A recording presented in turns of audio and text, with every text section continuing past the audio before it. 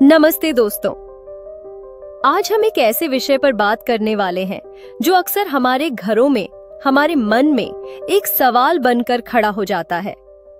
ये विषय जुड़ा है हमारी आस्था से, हमारी परंपराओं से और शरीर के एक प्राकृतिक चक्र से। हम बात कर रहे हैं कि क्या मासिक धर्म के दौरान यानी पीरियड्स में भगवान का प्रसाद ग्रहण किया जा सकता है या नहीं। आप में से बहुत से लोगों के मन में ये सवाल जरूर उठता होगा। कभी संकोच होता होगा, कभी दुविधा होती होगी कि आखिर सही क्या है और गलत क्या। बड़े बुजुर्गों की बातें सुनते हैं, कुछ नियम कायदे देखते हैं, पर मन का संशय कई बार बना ही रहता है। ऐसा लगता है ना कि कहीं कुछ गलत ना हो जाए, कहीं आस्था में कोई कमी ना रह जाए। तो आज इसी उलझन को सुलझाने की कोशिश करेंगे, बहुत ही सरल तरीके से, बिना किसी लाग लपेट के। इस वीडियो में आपको इससे जुड़ी सभी जरूरी जानकारी मिलेगी, जिससे आपके मन का भ्रम दूर हो सके। उससे पहले दोस्तों, अगर वीडियो पसंद आए तो वीडियो को लाइक करें, शेयर करें, प्रकाशित जिंदगी YouTube चैनल को सब्सक्राइब करके हमें 1 लाख सब्सक्राइबर तक पहुंचाने में मदद करें और कमेंट बॉक्स में जय मां लक्ष्मी जय, श्री हरि हर हर महादेव जरूर लिखें। इससे हमें हौसला मिलेगा और आप सबसे हमारा जुड़ाव भी बना रहेगा। देखिए, ये जो सवाल है ना, ये आज का नहीं है, ये सदियों से चली आ रही मान्यताओं और परंपराओं का हिस्सा है। पुराने समय में और आज भी कई जगहों पर मासिक धर्म को एक तरह की शारीरिक अशुद्धि या कहें कि एक ऐसी अवस्था माना जाता था जिसमें कुछ नियमों का पालन करना होता है। इसके पीछे कई कारण रहे होंगे। शायद उस समय साफ सफाई की उतनी सुविधाएं न रही हों, या फिर शरीर को आराम देने की जरूरत समझी गई हो। आप सोचिए, उस जमाने में जब जीवन इतना सरल नहीं था, भागदौड़ ज्यादा थी, तब शायद ये नियम इसलिए बनाए गए हों ताकि स्त्री को उन दिनों में थोड़ा आराम मिल सके, वो भारी कामकाज से दूर रह सके। शरीर में जो बदलाव होते हैं, ऊर्जा का जो बहाव बदलता है, उसे ध्यान में रखकर शायद कुछ चीजों से दूरी बनाने को कहा गया हो। पूजा पाठ, मंदिर जाना या फिर रसोई के कुछ कामों से परहेज करना, ये सब शायद इसी सोच का हिस्सा रहे हों।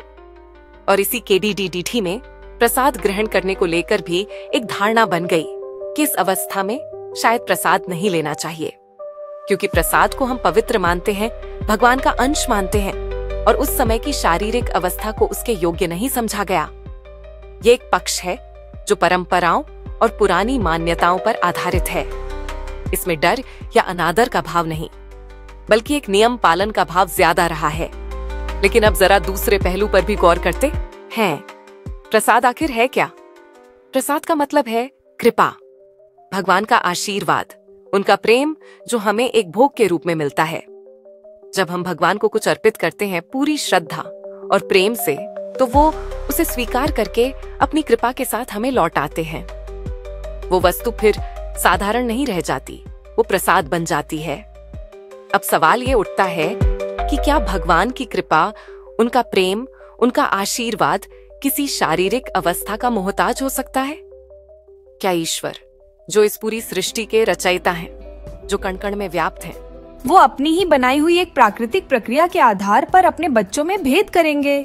क्या उनका प्रेम इतना सीमित है कि शरीर की एक अवस्था उसे पाने में बाधा बन जाए?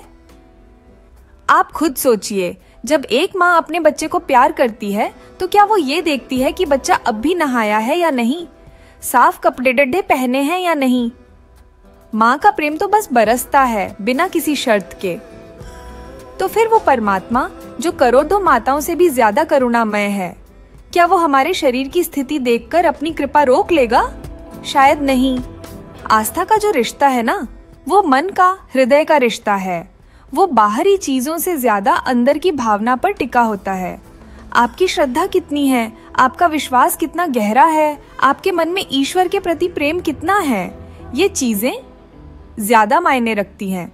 अगर आपका मन साफ है, आपकी नीयत अच्छी है और आपके हृदय में भगवान के लिए सच्ची भक्ति है, तो फिर बाहरी परिस्थितियां उतनी महत्वपूर्ण नहीं रह जाती। प्रसाद तो भगवान का प्रेम है और प्रेम को स्वीकार करने के लिए मन की पवित्रता ज्यादा जरूरी है, तन की अवस्था से भी बढ़कर। अगर आप पूरी श्रद्धा से, पूरे विश्वास से उस प्रसाद को ग्रहण करते हैं तो वो आपके अंदर ईश्वर की कृपा ही पहुंचाएगा।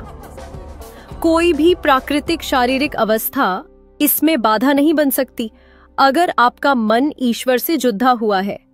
हाँ, ये बात जरूर है कि अलग अलग जगहों पर, अलग अलग मंदिरों में या परिवारों में अपनी अपनी मान्यताएं और नियम हैं। कई मंदिरों में आज भी मासिक धर्म के दौरान प्रवेश की अनुमति नहीं होती। ये उन स्थानों के अपने नियम हैं जिनका सम्मान करना भी जरूरी है, क्योंकि वो भी एक व्यवस्था का हिस्सा है। लेकिन जब बात घर की आती है या व्यक्तिगत आस्था की आती है तो शायद हमें ज्यादा गहराई से सोचने की जरूरत है। क्या हम नियमों को उनकी मूल भावना से समझे बिना ही ढो रहे हैं? क्या हम बाहरी शुद्धता पर इतना ज्यादा ध्यान दे रहे हैं कि मन की शुद्धता और श्रद्धा कहीं पीछे छूट गई है? सोचिए, जब द्रौपदी का चीर हरण हो रहा था भरी सभा में, उस वक्त उनकी शारीरिक अवस्था क्या थी, ये किसी ने नहीं पूछा। भगवान कृष्ण ने उनकी पुकार सुनी और उनकी लाज बचाई। शबरी ने झूठे बेर खिलाए, भगवान राम ने प्रेम से खाए। ये नहीं देखा कि वो भीलनी है, किस अवस्था में है, या बेर झूठे हैं। उन्होंने सिर्फ शबरी का प्रेम और उसकी भक्ति देखी। ईश्वर तो भाव के भूखे हैं। वो आपकी बाहरी स्थिति नहीं, आपके अंदर का भाव देखते हैं। अगर आपके मन में ये दुविधा है कि प्रसाद खाऊं या न खाऊं, और आप डर या संकोच से उसे नहीं खाते, तो शायद वो उतना सही नहीं।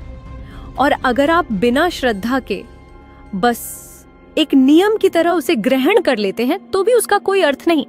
लेकिन अगर आपका मन कहता है कि ये भगवान का आशीर्वाद है और इसे मुझे प्रेम और श्रद्धा से स्वीकार करना चाहिए, तो शायद कोई भी शारीरिक अवस्था आपको रोक नहीं सकती। ये जो शरीर है ये नश्वर है, इसमें बदलाव आते रहते हैं। बचपन, जवानी, बुढ़ापा, बीमारियां, स्वास्थ्य, ये सब इसी शरीर के हिस्से हैं। मासिक धर्म भी स्त्री के शरीर का एक स्वाभाविक और जरूरी हिस्सा है। ये सृष्टि के चक्र को चलाने के लिए जरूरी है। इसे अपवित्र या अशुद्ध मानना शायद हमारी अपनी समझ की कमी हो सकती है। ये तो प्रकृति का नियम है, और जो प्रकृति का नियम है वो ईश्वर की इच्छा से ही है। तो जो ईश्वर की इच्छा से है वो अपवित्र कैसे हो सकता है? हाँ, ये एक विशेष अवस्था है जिसमें शरीर को आराम और देखभाल की जरूरत होती है। लेकिन इसे आध्यात्मिक रूप से बाधा मानना शायद सही नहीं है। प्रसाद ग्रहण करना एक बहुत ही व्यक्तिगत अनुभव है। ये आपके और भगवान के बीच का एक जुड़ाव है। अगर आपको लगता है कि प्रसाद खाने से आपके मन को शांति मिलती है, आपकी आस्था मजबूत होती है, तो आपको किसी और की सुनने की जरूरत नहीं है। आपकी अपनी श्रद्धा, आपका अपना विश्वास सबसे बड़ी दमाहण है।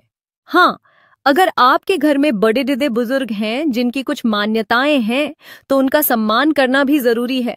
आप उनसे बात कर सकते हैं, अपनी बात समझा सकते हैं, या फिर शांति बनाए रखने के लिए उनके नियमों का पालन भी कर सकते हैं, अगर उससे किसी को ठेस न पहुंचे। लेकिन अपने मन में ये स्पष्टता रखना जरूरी है कि ईश्वर की कृपा किसी नियम या अवस्था की मोहताज नहीं है।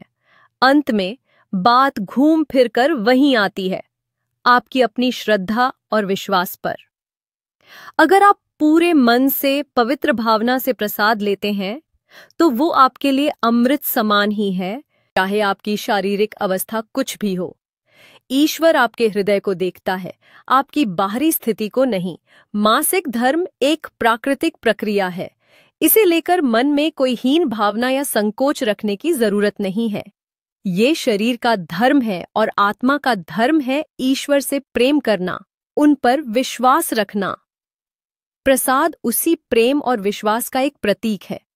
उसे स्वीकार करना या न करना, ये आपकी अपनी समझ और आपकी अपनी आस्था पर निर्भर करता है। किसी डर या दबाव में आकर कोई निर्णय न लें। अपने मन की सुने, अपनी आत्मा की आवाज को पहचानें। अगर मन में श्रद्धा है तो हर कण में भगवान है और हर पल उनका आशीर्वाद आपके साथ है। प्रसाद तो बस उस आशीर्वाद को महसूस करने का एक जरिया है। दोस्तों, छोटा सा अनुरोध है, वीडियो पसंद आए तो वीडियो को लाइक करें, शेयर करें।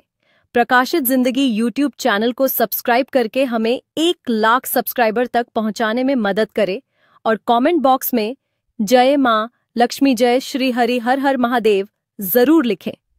इससे हमें हौसला मिलेगा और आप सबसे हमारा जुड़ाव भी बना रहेगा।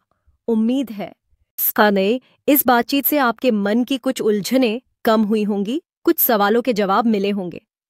याद रखिएगा, सबसे बड़ा नियम प्रेम का है, सबसे बढ़ी शुद्धि मन की है और सबसे बड़ा प्रसाद ईश्वर में अटूट विश्वास है। अपना ध्यान रखिएगा।